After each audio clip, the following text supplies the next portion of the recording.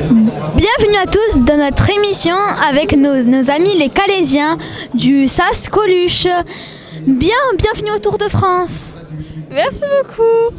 D'ailleurs, j'ai un petit défi pour toi. C'est que tu finisses l'émission en parlant ch'ti. Ok, défi accepté. Avec nous pour un tour, c'est Media Pitchoun qui t'ambiance. Suis-nous à travers nos parcours à chaque étape du Tour de France. Viens avec nous pour un tour, c'est Media Pitchoun qui t'ambiance. Suis-nous à travers nos parcours jusqu'à l'arrivée du Tour de France. Bon, je pense que c'est Van Aert qui va gagner. Et toi? Non, moi je dis que c'est Paulette, on va la rattraper. Mais viens, on va aller voir l'œil de l'expert. Oui, je suis d'accord. Allez, viens.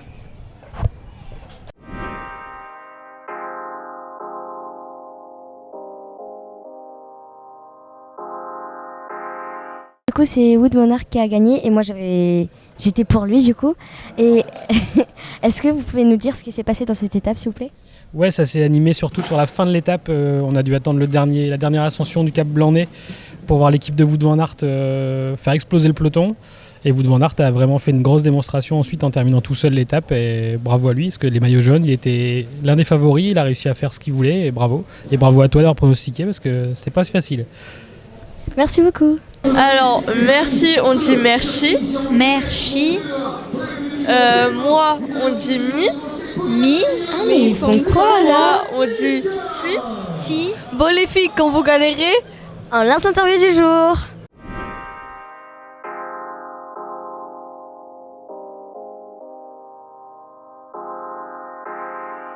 Bonjour Luc. Alors, bonjour. Qu'est-ce que ça vous fait de revenir sur le Tour de France de l'autre côté des barrières, non plus comme coureur, mais comme suiveur? Ah ben écoute, c'est vrai que j'ai fait plusieurs Tours de France en tant que coureur. Après j'ai arrêté ma carrière en 98 et j'ai fait RMC, la radio et BFM Télévision pendant 15 ans. Donc je commentais le direct à la radio. Et là depuis 4 ans je suis ambassadeur Noroto France et je pilote les invités pendant toute la période du Tour. 3 invités différents tous les jours. Et ben, ça me permet de pouvoir entre coureurs à la radio et puis maintenant avec les invités, c'est complètement différent et ça m'a permis de pouvoir voir toutes les facettes du Tour. Et c'est un monument quoi, hein. C'est l'organisation, c'est le plus gros événement du monde tous les ans. Même il y a les Jeux Olympiques, il y a la Coupe du Monde, mais le Tour c'est tous les ans, donc c'est un événement extraordinaire et c'est des millions et des millions et des millions de téléspectateurs, de spectateurs sur le bord des routes, c'est fabuleux à voir. Alors, comment trouvez-vous le spectacle sur ce Tour de France pour l'instant? Ah ben là pour l'instant tout va bien. Il y a un beau spectacle, il y a le grand podium au départ avec des artistes qui font le spectacle pour les spectateurs. C'est vraiment une ambiance complètement différente d'il y a 25-30 ans. Il n'y avait pas tout ça à mon époque. Maintenant j'ai pu voir l'évolution du Tour pendant plus de 20 ans et c'est vrai que là ça devient de plus en plus grandiose. Et quelles sont les principales différences entre le Tour de votre époque et celui d'aujourd'hui? Ben, la différence, c'est l'organisation. Voilà. Sinon, au niveau des parcours pour les coureurs, il n'y a rien qui change. Le seul changement, c'est l'organisation et ça devient de plus en plus grand. Et cette année, c'est la première édition du Tour de France féminin. Comment peut-on encore plus développer le cyclisme féminin selon vous? Déjà, il se développe pas mal. Hein. Déjà, depuis 2-3 ans, il y a de plus en plus de directs qui passent à la télévision. Et je pense que le fait qu'il y ait le Tour de France féminin qui revient à l'actualité, ça va pouvoir encore plus développer le cyclisme féminin. Et il y a de l'avenir. Il y a de l'avenir chez les filles pour le vélo. Et de plus en plus d'équipes cyclistes professionnelles masculins sont en train de créer leurs propres structures féminines et ça se développe. Mais je vous remercie pour cette interview et puis je vous souhaite une bonne journée. Coucou Sarah, comment ça va? Très bien, et vous? Très bien. Est-ce que tu peux nous en parler sur le SAS Coluche, s'il te plaît? Alors le SAS Coluche, c'est une association pour les jeunes déscolarisés de 16 à 24 ans et c'est aussi un centre pour les jeunes enfants de 9 à 11 ans. Et ça a été créé par qui? Par Romain Colucci et Madame Bouchard. c'est qui Madame Bouchard? Madame Bouchard, c'est la maire de Calais. Tu peux nous caler, la mère de Calais? Avec plaisir.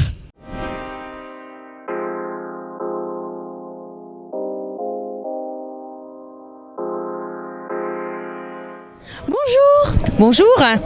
Pouvez-vous nous présenter le SAS Coluche et ses missions?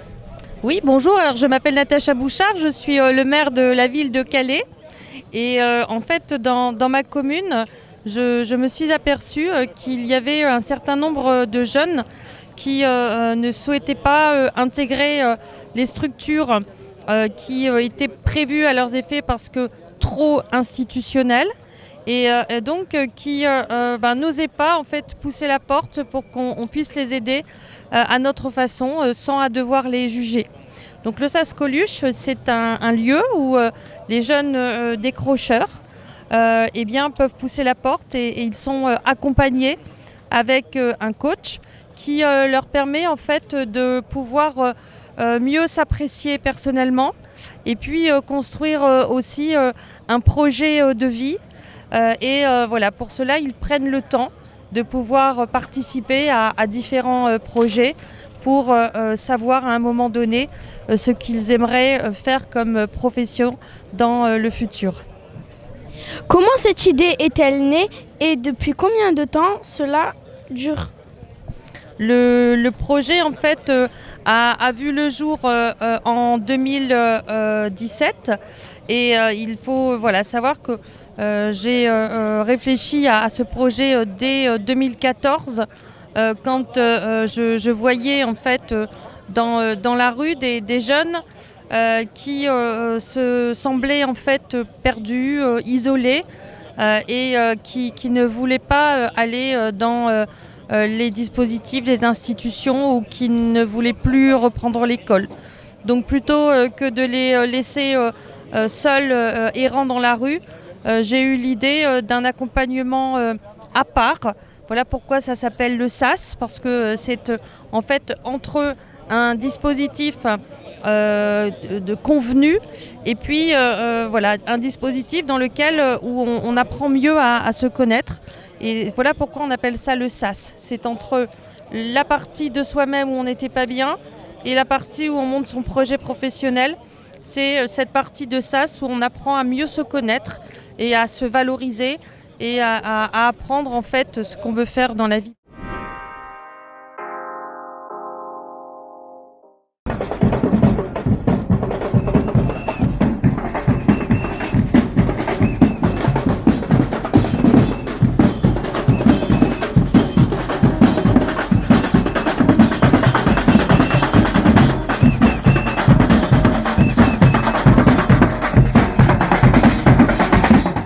J'ai pas de réseau sur mon téléphone, et toi? Moi non plus. T'es sur quel réseau? SFR. Ah mais si t'as pas de réseau sur SFR, va chez ANFR. D'accord.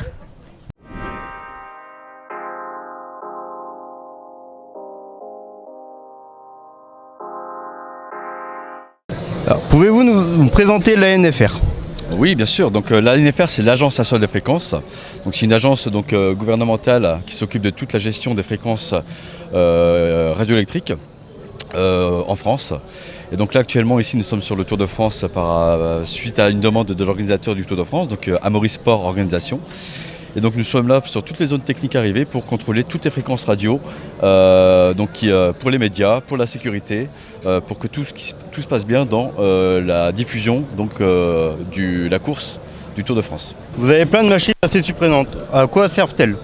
Alors toutes nos machines qui sont présentes dans le camion et qui sont aussi portatives par nos agents sont en fait que des récepteurs. Donc en fait ce sont des machines qui permettent de recevoir tous les signaux radio que nous voulons voir pour pouvoir les étudier et pour pouvoir ensuite intervenir en cas de brouillage ou de perturbation de fréquence suite à une plainte d'un demandeur. Voilà. Donc ce ne sont que des récepteurs, ce sont juste des matériels qui sont là qu'en réception. Nous n'émettons pas de fréquence et nous ne faisons encore moins de brouillage ou de perturbation. Nous sommes là pour éviter tout ça. Donc on a tout type d'antennes qui permettent en fait de recevoir les signaux. Quel est le risque d'avoir la même fréquence sur plusieurs radios?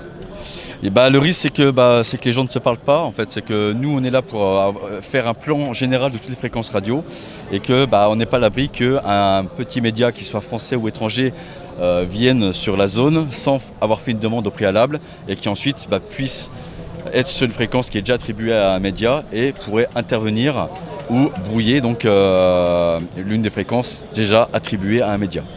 Donc il peut y avoir une chance, je n'ai pas de pourcentage, mais il y a une chance en effet qu'un média puisse brouiller quelqu'un d'autre. Est-ce que vous avez une anecdote qui est arrivée sur le Tour ?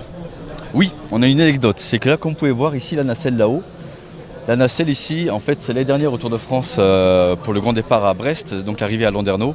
En fait, la nacelle était donc perturbée par une émission militaire qui était d'un centre militaire qui était juste à côté de la zone technique. Et donc en fait l'émission militaire, la puissance de l'émission gênait en fait la montée de la nacelle. Donc c'est une anecdote qui est assez rare, même très rare. Et en fait on a dû intervenir parce que ça empêchait de monter la nacelle tout en haut et de pouvoir permettre aux liaisons en haut de la nacelle de pouvoir fonctionner convenablement. Très bien. Je vous remercie de votre temps que vous m'avez accordé. Et puis bon tour et puis à très bientôt. Je vous remercie. Merci. Tu vois, hier et tout. Ah, j'ai un pavé dans la chaussure. Un caillou? Non, un pavé. Bon, Dédé va vous expliquer c'est quoi la différence entre un caillou et un pavé.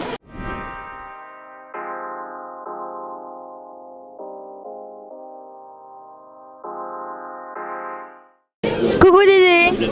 Bonjour, comment ça va? Très bien et toi? Ça va super bien. Alors qu'est-ce que tu peux nous dire de cette étape?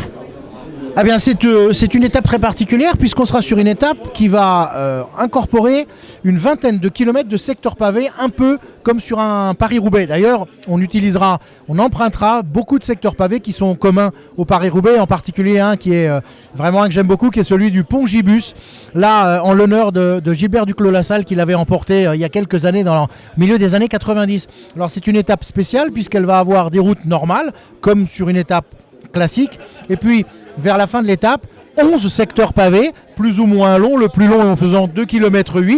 L'objectif étant d'apporter à la course quelque chose d'original, comme on le fait souvent lorsqu'on vient dans le Nord, puisque évidemment le département, la région est réputée pour ces pavés qui font toute la beauté du Paris-Roubaix, qui est une classique exceptionnelle et qu'il faut vraiment avoir vu au moins une fois dans sa vie. Donc voilà pourquoi le Tour, qui aime bien faire des clins d'œil, a décidé d'en faire un cette fois-ci au pavé. Et on va donc avoir ces 11 secteurs pavés qui vont être plus ou moins difficiles à emprunter pour les coureurs. Les suiveurs de la course seront dérivés parce que ce sont des secteurs qui sont délicats à emprunter en voiture, le risque étant que la voiture tape et qu'elle perde de l'huile, qu'elle casse le moteur. Et donc là, évidemment, ça bloquerait la course. Donc c'est pour ça que presque tous les suiveurs vont passer par des routes qui n'emprunteront pas les secteurs pavés, ce qu'on appelle des dérivations. Merci beaucoup. En tout cas, j'espère que ça ferait pas trop mal aux fesses de rouler sur les pavés. Eh bien écoute, ça fait mal aux fesses quand on a des fesses un peu toutes avec de l'os ou molles. Quand on a des fesses rembourrées, ça fait pas mal du tout. Et puis n'oublions pas, les cyclistes sont à vélo et eux, ça fait mal. Nous, on est en voiture, ça fait pas mal du tout. Merci beaucoup. Coucou Amira, ça va? Oui. Est-ce que tu as réussi ton défi? À peu près. Alors, montre-nous.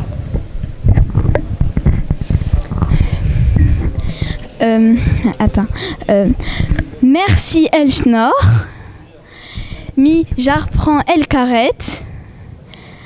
Arvar Bilout. Je laisse faire le pro. Merci au Schnorr, mi j'arprends carrette, Arvar Bilout.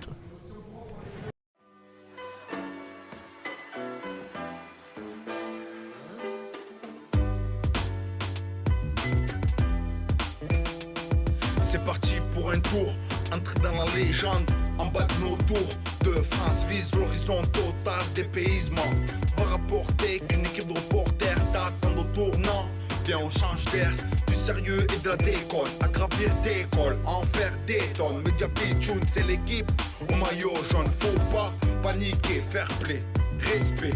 Telles sont les valeurs communiquées en mode évasion. On tient la distance pour la 100e édition du Tour de France. C'est juste un petit tour, en bas de nos tours, sans détour. Pour au final terminer premier au bout du parcours. Viens avec nous pour un tour, c'est Media Pitchoun qui t'ambiance. Suis-nous à travers nos parcours, à chaque étape du Tour de France. Viens avec nous pour un tour, c'est Media Pitchoun qui t'ambiance. Suis-nous à travers nos parcours jusqu'à l'arrivée du Tour de France. Jusqu'à l'arrivée du Tour de France. Je sais même plus si on mate les tours ou si les tours nous guettent. Et appelle-toi de la question, je m'entête. À rester là, je m'embête. Rigole me marre quand ça tape depuis l'enfance. Mais y'en a marre, viens on se casse, faire le tour de France. Même ambiance à chaque étape, des souvenirs sur les portables, de quoi grailler à chaque table. Ici tout est confortable, on roule, on se laisse aller. BMX, VTT sur bed, basket au pied, on tourne comme là.